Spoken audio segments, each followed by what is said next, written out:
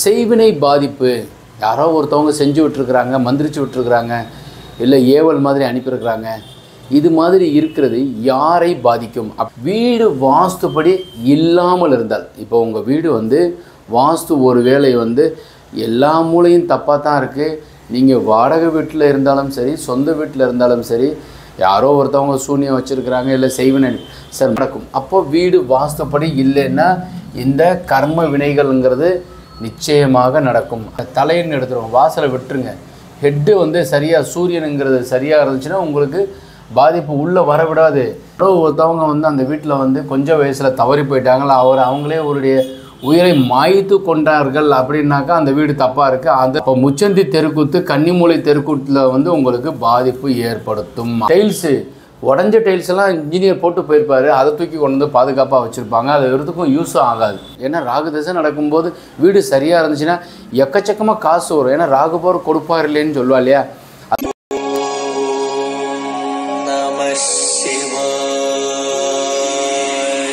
லிங்கம் வாஸ்து அன்பர்கள் அனைவருக்கும் சிவ சரவணனின் அன்பான வணக்கங்கள். நிறைய பிளான் பார்த்துக்கிட்டே வர்றோம். ஸோ இதில் குழி பொருத்தங்கள் எல்லாமே சொல்லிக்கிட்டே வர்றோம். இதில் இன்னும் கொஞ்சம் நுணுக்கமாக போய் பார்த்தோம்னாக்கா, செய்வினை பாதிப்பு யாரோ ஒருத்தவங்க செஞ்சு விட்டுருக்குறாங்க, மந்திரிச்சு விட்டுருக்குறாங்க, இல்லை ஏவல் மாதிரி அனுப்பியிருக்கிறாங்க. இது மாதிரி இருக்கிறது யாரை பாதிக்கும் அப்படின்றதான் இந்த வீடியோவில் பார்க்க போகிறோம். ஒரு 11 பாயிண்ட்ஸ் நான் எழுதியிருக்கிறேன். ஸோ ஒன்றொன்னா உங்களுக்கு நான் சொல்லிக்கிட்டே வர்றேன். பார்த்திங்கனாக்கா வீடு வாஸ்துப்படி இல்லாமல் இருந்தால், இப்போ உங்கள் வீடு வாஸ்து ஒரு வேளை எல்லா மூலையும் தப்பாக தான் இருக்குது.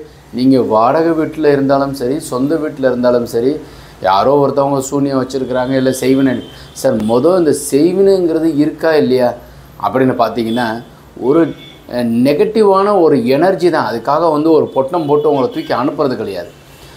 உங்களுடைய எண்ணம் ஒரு நல்ல பவர்ஃபுல்லாக இல்லைன்னா அவங்க அனுப்புறது உங்களை பாதிக்கும். இப்போ நீங்கள் தூங்கியிருக்கிறீங்க, இன்னொருத்தவர் வேறு ஒரு நாட்டிலேருந்து உங்களை நைட்டு தூங்கியிருக்கிறவங்கள எழுப்ப முடியும். அப்போ நடக்கும்போது இந்த மாதிரி ஒரு தப்பாக ஒரு வீடு இருக்குன்னா யாரோ ஒருத்தவங்க ஒன்று செய்யும்போது உங்களை நடக்கும். அப்போ வீடு வாஸ்துப்படி இல்லைன்னா இந்த கர்ம வினைகள்ங்கிறது நிச்சயமாக நடக்கும். அது எம்மாதிரியாக நடக்கும் அப்படின்னு பார்த்தீங்கன்னா, வீட்டினுடைய தென்மேற்கு கன்னி மூலையிலையோ அல்லது வடகிழக்கு மூலையோ வாஸ்து தப்பு இருந்தால் கண்டிப்பாக உங்களை இந்த செய்வினை பாதிப்பு உண்டு. சார் செய்வினை பாதிப்புலேருந்து என்ன சார் செய்யலாம்? நீங்கள் நல்லா இருப்பீங்க, உங்கள் பொருளாதாரத்தை கெடுக்க முடியும், ஆரோக்கியத்தை கெடுக்க முடியும். அப்போ பிள்ளைகளுடைய வளர்ச்சியோ வெளிநாடு போகிறத தடுக்கிறதோ இது மாதிரி எல்லாம் நடக்கிறதுக்கு உண்டான வாய்ப்பு அதிலேருந்து செய்வாங்க. வாஸ்துவும் தப்பாக இருக்குது, அவங்க வேறு என்னத்தையே செஞ்சு வச்சுட்டாங்க, இல்லை உங்களுக்கு கிடைக்க வேண்டிய சொத்து கிடைக்காமல் இருக்கிற மாதிரி செய்கிறதுக்கு உண்டான அமைப்பு இருக்குது. அதற்குண்டான கோவில்கள்லாம் இருக்குங்க. ஸோ செய்வினை பாதிப்பு இருக்குது. இப்போ நான் இந்த தென்மேற்கில் கிணறு இருக்குது, இல்லை செப்டி டேங்க் இருக்குது. ஜாதகத்தில் உங்களுக்கு ராகதசை நடக்குது, கண்டிப்பாக பிழை தான். அப்போ அதுக்கு என்ன செய்கிறது? அதற்குண்டான கோவில்கள் சொல்லப்பட்டிருக்கு. தலைவாசல் அமைப்பு 3வது. இப்போ உங்கள் வீடு வாசல் ஈஸ்ட் ஃபேஸிங்கில் இருக்குது, அதுக்கு அக்னி மூலையில் தலைவாசலோ அல்லது தெற்க பார்த்த வீட்டுக்கு கன்னி மூலையில் தலைவாசலோ, வடக்க பார்த்த வீட்டுக்கு வாயு மூலை தலைவாசலோ, இப்படி ஏதோ ஒன்று வச்சுருக்கிறீங்க. அல்லது தலைவாசல் நீங்கள் வைக்கும்போது இப்படி கிராஸாக வச்சுக்கிறது, இப்படி கிராஸாக நிலையை இப்படி வைக்கிறது, இந்த மாதிரிலாம் இருந்துச்சுனாலும் உங்களுக்கு தலைவாசல், இதுக்கு பேரே பாருங்கள், தலைன்னு எடுத்துருவோம், வாசலை விட்டுருங்க. ஹெட்டு சரியாக சூரியனுங்கிறது சரியாக இருந்துச்சுன்னா உங்களுக்கு பாதிப்பு உள்ளே வரவிடாது. ஏன்னா ஒரு வீட்டினுடைய தலைவாசல் சரியாக இருந்தால், வீட்டினுடைய ஹெட்டு முன் முகப்பு ஃப்ரண்ட்டில் தலைவாசல் சரியாக இருந்தால் எந்த விதமான ஒரு நெகட்டிவ் எனர்ஜியும் வராது. அதனால தான் சரஸ்வதி, காயத்ரி, சாவித்திரி கீழே படிக்கட்டு போட்டிருப்பாங்க. ஸோ எந்த விதமான நெகட்டிவ் எனர்ஜியும் உள்ளே வராது, எந்த விதமான சேவினையும் பாதிப்பு இருப்பாது. பட் அந்த தலைவாசலே சரியாக அமைக்கலைன்னா உங்களை நிச்சயமாக அதற்கு உண்டான சஃபரன்ஸ் இருக்கும். 4வது, வீடு சுத்தமாக வச்சுக்கோங்க. கீழே நீட்டை தரையை தொடங்கி வீக்லி ஒன்ஸ் நான் சொல்கிறது, நெதம் துடைக்கிறதுங்கிறது ஒரு புறம் இருக்குது. அப்படி துடைக்கும் போது பச்சை கற்பூரம் போட்டுட்டு அதில் தொடங்க, எந்த விதமான நெகட்டிவ் எனர்ஜியும் உங்கள் வீட்டுக்குள்ளே வராது. அதனால் சுத்தமாக வச்சுக்கோங்க. அடுப்படியை சுத்தமாக வச்சுக்கோங்க, பாத்ரூமை சுத்தமாக வச்சுக்கோங்க. 5வது, யாரோ ஒருத்தவங்க அந்த வீட்டில் கொஞ்சம் வயசில் தவறி போயிட்டாங்களா, அவங்களே அவருடைய உயிரை மாய்த்து கொண்டார்கள் அப்படின்னாக்கா அந்த வீடு தப்பாக இருக்குது. அதனுடைய நெகட்டிவ் எனர்ஜி அங்கே யாரோ ஒருத்தவங்க வசித்தா கூட அந்த வீட்டில் செய்வினை பாதிப்பு செய்ய முடியும், செய்வாங்க. அதை நீங்கள் அதற்கு உண்டான அமைப்பில் நீங்கள் வீட்டை மாற்றிக்கணும். இப்போ ஒரு வீடு வந்து முச்சந்தியாக இருக்குன்னு வச்சுக்கோங்களேன். இப்போ இது வந்து ஆக்சுவலாக ரோடு. ஸோ இது வீடாக இருக்குது, இது வந்து ரோடு. இது வந்து சவுத் ஃபேஸிங்காக இருக்குது, இது நார்த்து, அப்போ இது ஈஸ்ட்டு. அப்போ ஸ்ட்ரைட்டாக வீடு இருக்குன்னாக்கா சவுத்து வெஸ்ட்லேயும் சவுத் ஈஸ்ட்டும் தெருக்குத்து வரும். அப்போ முச்சந்தி தெருக்கூத்து கன்னிமூலை தெருக்கூத்தில் வந்து உங்களுக்கு பாதிப்பு ஏற்படுத்தும். அதற்கேற்றாற்போல் தலைவாசல் வைக்கணும். அப்புறம் 7வது பாயிண்ட்டு, முக்கோணமான ஒரு வீடாக இருந்துச்சுனாலும் செய்வினை பாதிப்பு ஏற்படுவதற்கு உண்டான வாய்ப்பு கண்டிப்பாக உண்டு. 8வது பாயிண்ட், ஒயிட் வாஷ் செய்யாமல் இருக்கிறது. வீட்டை சுத்தமாகவே வச்சுக்காமல் நூலானெல்லாம் ஒற்றையெல்லாம் அடிக்காமல் வச்சுருக்கிறீங்க, எதுவுமே செய்யலைனாலும் உங்களுக்கு வந்து இந்த செய்வினை பாதிப்புங்கிறது இந்த 8வது பாயிண்ட்டிலேருந்து உங்களுக்கு வருவதற்கு உண்டான வாய்ப்பு. இதெல்லாமா சார் செய்யும்? ஒயிட் வாஷ் ஏன் ஒரு 3 இயர்ஸ் ஒரு தடவை நீங்கள் செஞ்சிங்கன்னா கூட உங்கள் வீடு வந்து உள்ளே இருக்கிறது அந்த சுவர் தான் வந்து உங்கள் எனர்ஜியெல்லாம் உள்வாங்கி உங்கள் பாசிட்டிவான தாட்ஸ் எல்லாம் வச்சுக்கிறோம். நீங்கள் படுத்திருக்கும்போது அதை உங்களை ரெஃப்ளெக்ட் பண்ணும். அந்த மாதிரி இருக்கும்போது 3 இயர்ஸ் ஒரு தடவை நீங்கள் வந்து ஒயிட் வாஷ் கலர் வாஷ் பண்ணுங்கள். அப்படி இல்லை ஏதோ ஒருத்தவங்க யாரோ செஞ்சுருக்காங்கன்னு நினைக்கிறீங்கன்னா கூட பரவாயில்ல, ஃபுல்லாக வீடு ஃபுல்லாக ஒயிட் வாஷ் பண்ணிடுங்க. அதனுடைய நெகட்டிவ் தாட்ஸ் வெளியே போயிடும், பாசிட்டிவாக ஆரம்பிச்சிடும். பியூர் ஒயிட் ஆக்குங்க அல்லது லைட் எல்லோ கலர் ஆக்குங்க. டார்க் ப்ளூவோ பிளாக்கோ நீங்கள் பயன்படுத்தினீங்கன்னா அதனுடைய நெகட்டிவ் தாட்ஸ் எப்போவுமே உங்களுக்கு வந்துக்கிட்டே இருக்கும், இல்லைனா ஏதோ ஒன்று செஞ்சுக்கிட்டே இருக்கும். அதனால் வந்து 8வது பாயிண்ட்டு. அப்புறம் கரையான் உள்ள வீடு, தளம் இறங்கின வீட்டில், வெடிப்பு இருக்கிற வீட்டில், இதெல்லாம் ஏதோ ஒன்று அனுப்புனா கூட உடனே ரிசீவ் பண்ணணும் இதெல்லாம். ஸோ கரையான் இருந்துச்சுன்னா உடனே அகற்றுங்க. தளம் இறங்கியிருந்தால் சரி பண்ணிக்கோங்க. சும்மா பிளாஸ்திரி மாதிரி ஒட்டி வச்சுருக்காதீங்க. நிறைய பேர் இது செய்கிறாங்க. தளம் இறங்கியிருப்போம், அதிலேயே வந்து யூஸ் பண்ணிக்கிட்டே இருப்பாங்க.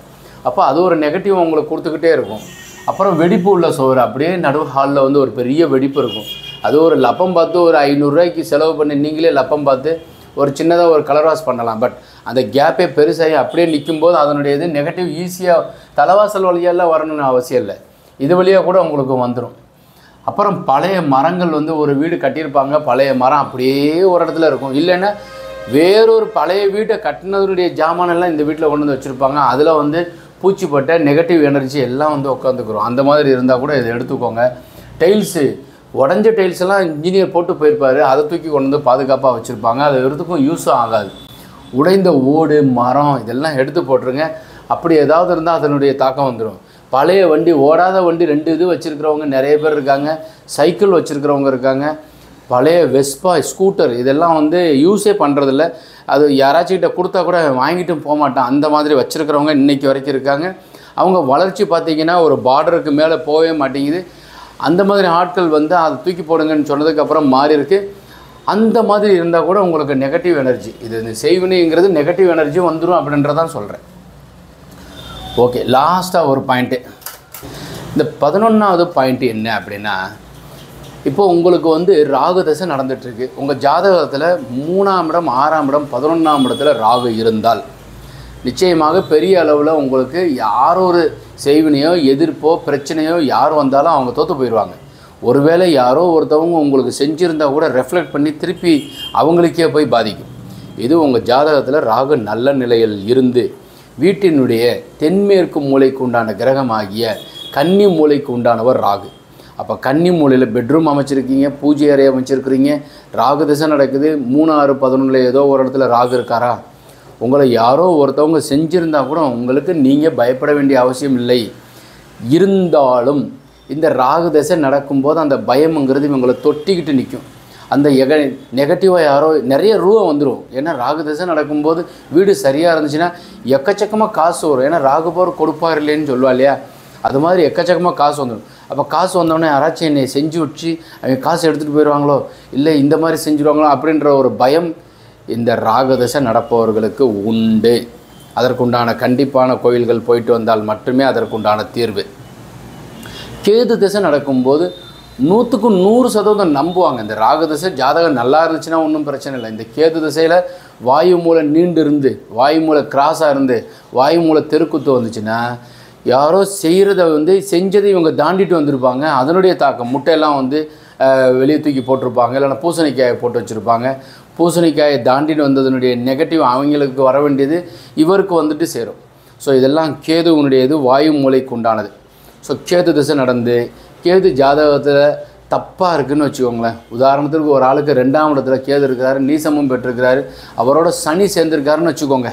உதாரணத்திற்கு வந்து மகர லக்னமாக இருக்குது, 2ஆம் இடத்துல கேது இருக்கார். அங்கேயே சனியும் இருக்கார். இன்றைக்கி சனி அங்கே தான் இருக்கார். அப்போ ரெட்டிப்பான சனியும் கேதுவும் சேர்ந்துருக்காங்க. கேது திசை நடக்குது. எவ்வளோ பெரிய செயல் தெரியுமா? அது வந்து அந்த வீட்டினுடைய பாதிப்பு முழுவதும் பாதிப்பு ஏற்படுது. கோபுர வீட்டில் இருப்பவர்கள் குடிசை வீட்டுக்கு வந்துடுவாங்கன்னு சொல்கிறதுக்கு உண்மை இந்த கேது திசை நடப்போம். யாராச்சும் ஒருத்தவங்க செஞ்சு இவங்களை பாதிக்கும், இல்லைன்னா இவர் போய் கையெழுத்து போட்டு வந்திருப்பார், இவர்கிட்ட வந்து காசு வாங்கிட்டு போயிடுவாங்க. இதெல்லாம் இந்த கேது திசை நடக்கிறப்போ வந்து இந்த தப்பெல்லாம் வந்து இவங்களை வந்து ஒட்டும். இது வந்து செய்வினைங்கிறது உருவமாக இல்லை, அந்த ஒரு எனர்ஜி தான். ஸோ அந்த எனர்ஜி அவங்கள சஃபர் பண்ணி டிப்ரெஸ் பண்ணி அதற்குண்டான தாக்கத்திற்கு நீங்கள் வந்து செயல்படுவீங்க. அதனால் அந்த வாஸ்துப்படி அதற்குண்டான மாற்றங்கள் நீங்கள் செய்து கொண்டால் மட்டுமே, வீட்டினுடைய சரியான அமைப்பில் இருந்தால் மட்டுமே நீங்கள் நிச்சயமாக ஜெயிக்க முடியும். நிறைய வீடுகள் போய் வாஸ்து பார்த்துட்டு வந்திருக்கிறேன். அதில் இருக்கிற குறை நிறைகள் எல்லாம் சரி பண்ணி அதற்குண்டான அமைப்பில் நிச்சயமாக வாழ்கிறாங்க. பெரிய அளவில் சேஞ்சஸும் இருந்திருக்கு. மூணாவது, இந்த சனி திசை நடக்கும்போது இந்த மாதிரி இருக்கும். பட் சனி வந்து ஜாதகத்தில் உச்சமோ ஆட்சியோ பெற்றிருக்காருன்னு வச்சுக்கோங்களேன். ஆட்சிங்கிறது 2 வீடு இருக்குது. மகர கும்பத்துக்கும் துலாத்தில் சனி உச்சம் பெறுவார். இந்த மாதிரி சனி இருந்து சனி திசை நடந்து 7ரையும் நடந்துச்சுன்னா பெரும்பகுதியானவர்கள் வீடு கட்டுறாங்க. 1க்கு 2 தடவை நீங்கள் கேட்டிங்கன்னா நான் சொல்கிறது உங்களுக்கு புரியும். மகரத்துலேயோ கும்பத்துலேயோ சனி இருந்தால், துலாத்தில் சனி இருந்தால், சனி திசை நடந்து 7ரை சனி நடக்கும். இப்போ வந்து ஆக்சுவலாக வந்து கும்பத்துக்கு 7 நடக்குது. நிறைய பேர்களுக்கு சனி திசை நடந்து 7ரையும் நடந்து வீடு கட்டும் யோகம் ஏற்பட்டிருக்கு. இவங்களை வந்து எக்காரணத்துக்கு கொண்டும் விதமான செய்வினை பாதிப்பும் செய்ய முடியாது. இது ஆணித்தனமான வந்து ஒரு உண்மை. ஏன்னா சனிங்கிறது வந்து ஒரு செயல்காரகன். சனி யாரோட போய் சேராது. இப்போ சுக்கிரனோட சேர்ந்தாருன்னா வீடு கட்டுவார், மகளை கல்யாணம் பண்ணி கொடுக்குறது, இல்லை அவங்களுக்கு பேரன் பேத்தி கிடைக்கிறது, இதெல்லாம் சனி சுக்கிரனோட சேர்த்துருக்கிறது. சனி குரு ஒரு ஜாதகத்தில் சேர்ந்துருந்துச்சுன்னா அவர் மிகப்பெரிய ஒரு பலவான், பெரிய அளவில் அவருக்கு வளர்ச்சி இருக்கும். சூரியன் செவ்வாய் சேர்ந்துருந்தால் எக்கச்சக்கமான கோவப்படுவார் அப்படின்னு சொல்லியிருக்கு. ஸோ இது எல்லாமே ஜாதகத்தில் ஐடென்டிஃபிகேஷன் கார்டோடு இருக்குது. ஜாதகத்தையும் வீட்டுக்கும் உண்டான அமைப்பில் தான். அதற்குண்டான பரிகார கோவில்கள் அடுத்த ஒரு வீடியோவில் நான் வந்து இந்த மாதிரி தப்பு இருந்தால் என்ன செய்யுது, முதல் வீட்டை சரி பண்ணிக்கோங்க. வீடு சரி பண்ணுறதுக்கு உண்டானதே எந்த கோவிலுக்கு போகணுங்கிறது உங்களுக்கு அடுத்து நான் உங்களுக்கு சொல்கிறேன். இந்த வீடியோ உங்களுக்கு பிடிச்சிருந்துச்சுன்னா லைக், ஷேர் பண்ணுங்கள், கமெண்ட் பண்ணுங்கள், சப்ஸ்கிரைப் செய்து வைங்க. வாஸ்துபடி உள்ள விருப்பம் வளமுடன் வாழ்வோம். மீண்டும் நாளை ஒரு அருமையான தகவலோடு சந்திக்கின்றேன். வணக்கம்.